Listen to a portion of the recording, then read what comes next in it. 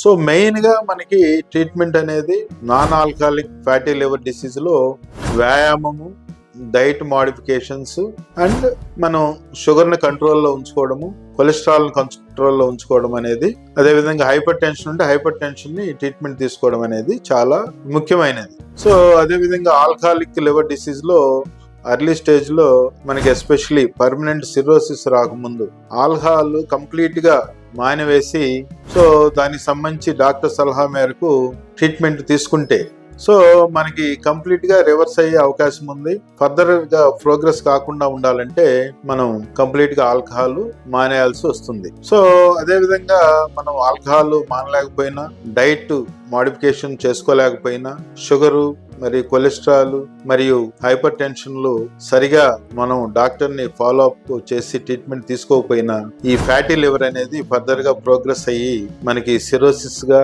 మరియు liver cancers వచ్చే అవకాశం ఉంది.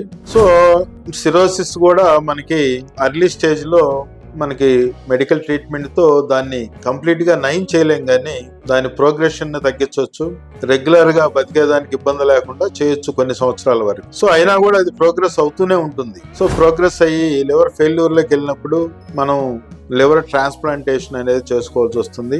అదేవిధంగా లివర్ క్యాన్సర్ డెవలప్ అయినప్పుడు దాన్ని కూడా మనం alternative treatments, radio frequency ablation అని చెప్పి, సో సర్జరీ అర్లీ స్టేజ్లో సిరోసిస్ ఉంటే సర్జరీ కూడా ఒక ఆప్షన్ ఉంది.